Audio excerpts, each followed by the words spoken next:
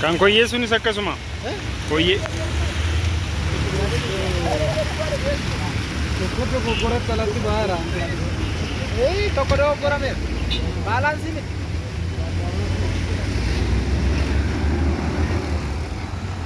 Kana bishaan obaasanii achumatti roota.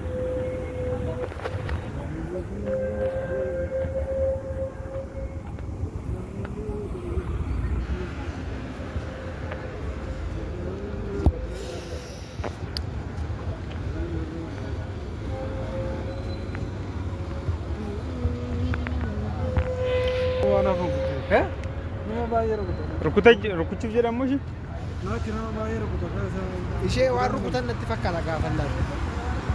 Amma tokko hin qabamee ganan riicharii irratti diviiziniin torba akka uumamu. Haaraan akka torba akka uumamu jedhaniira. Kaza namichi maal kombuuchi jedhee qarateera. Isa malee waan baay'ee didaara hin jenne namichi.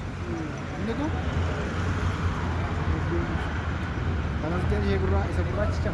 Ishee ati godhanii namicha filee. Ishiin kaata hojiidhaan dhalate. Dhugaadhi. Haala ishee godhe miti. Iyyeen hojiidhaan taphaa mala dhabe. Hantee garuu jechi namaa baay'ee boo'eera sattee. Gadde. Ilma nama barbaachisoo eessi nyaata? Sittiin Nama?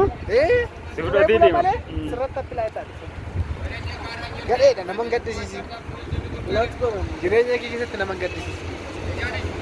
Isheen ammoo waan tokko keessatti gadi amma isheen malkaamtuu nama qoraalee otaatiin argite.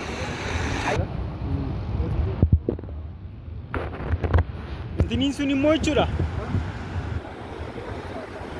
Inni 1922 ijaarame. Leenci ishiin garas jirtu sun. Fudhatamee Xaaliyaan deemee deebi'e. Kanaafaa deebisu beektanii biyya kana. Awaash gash.